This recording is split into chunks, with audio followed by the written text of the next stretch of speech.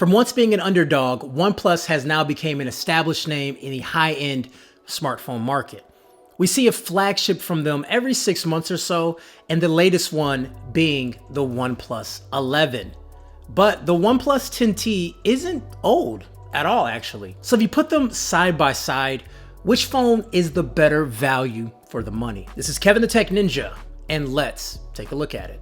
The OnePlus 10T and the OnePlus 11 do look similar from a basic design view. The OnePlus 10T has a camera cutout and it's square, while the OnePlus 11 has a circular one. I think for me, I prefer the cleaner look of the 10T because with the 11, it's gonna feel like there's a lot going on.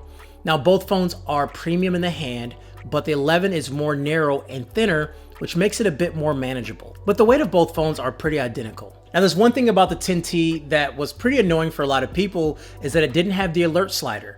Well, the alert slider is back on the 11, which is nice. You know, the alert slider is something that makes OnePlus users feel like they're using a OnePlus phone. Now, not much has changed on either of the phones up front, aside from the front-facing camera placement. It's on the left on the 11, whereas it's centered on the 10T, but I don't think that makes a big difference. Now, both displays are 6.7 inches, and the 11 has a 1440p resolution versus the 10's, which is 1080p. The display is also ever so slightly curved and it has less bezel on the 11th, but in practice, these are pretty minor differences.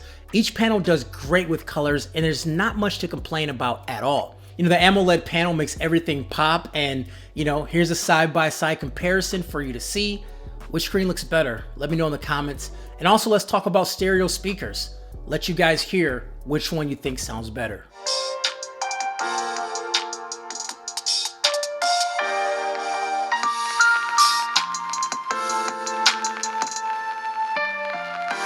I think it's hard to really pinpoint which phone does things better, but if you're looking for the highest resolution screen and also Dolby Vision, then the 11 is going to be your choice. And here's where the phones start to go in slightly different directions. From what I've experienced on the 10T, this thing is snappy. You get the Qualcomm Snapdragon 8 Plus Gen 1, which is really capable throughout my usage. I really don't complain about performance at all.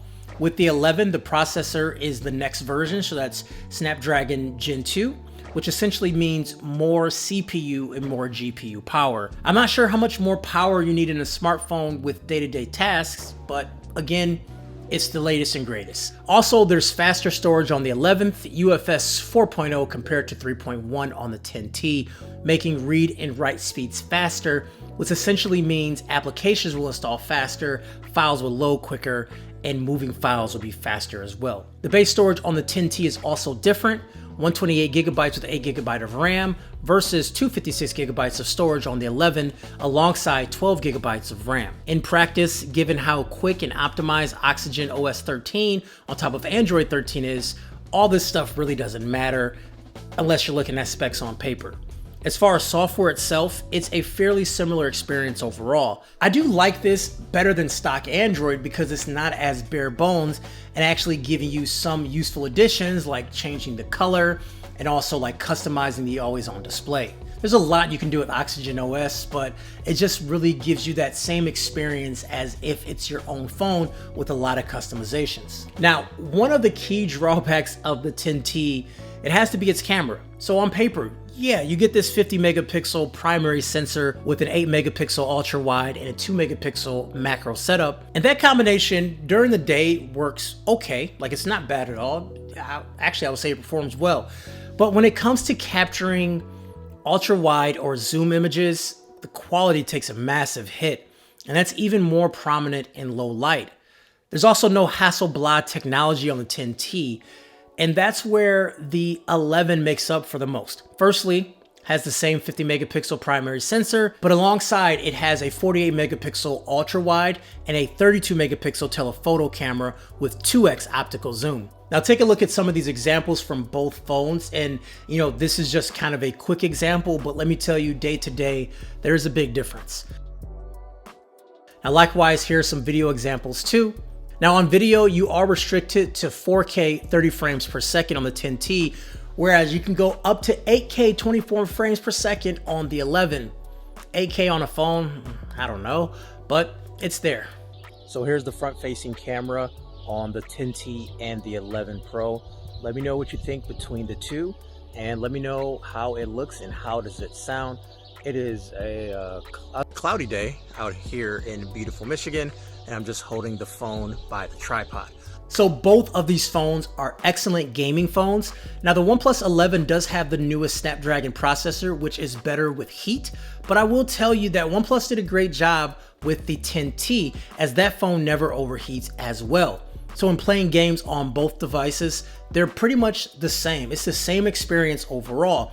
If you look at battery, it's a bit difficult to tell you which phone is the standout. The 10T has 4,800 milliamps, while the 11 has a 5,000 milliamp. The bigger battery does mean better endurance. However, there's one thing that the 10T has going for it. It supports 150 watt charging, taking you from 0 to 100 in 19 minutes. The 11 only has 80 watt charging, so slightly slower, but in the grand scheme of things, it may not matter much, but just something to point out. Within 30 minutes, you can get a full battery on the 11, so it's just like, whatever. You know, neither phone here supports wireless charging, which is a bummer because I love wireless charging, but you know, to me, the OnePlus 11 feels like a more refined and higher end product. It addresses almost every feature a flagship smartphone should typically have. It retails for $699, which is an absolute bargain compared to the 10T's price at $549. Now, where the real difference comes into play is definitely going to be camera.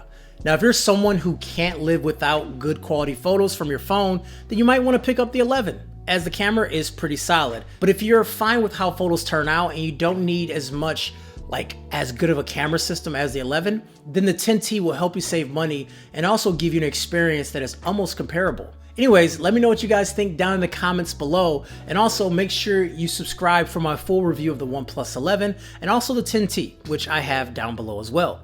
As always guys, Kevin the Tech Ninja, have a wonderful day, and I'll check you guys later. Peace.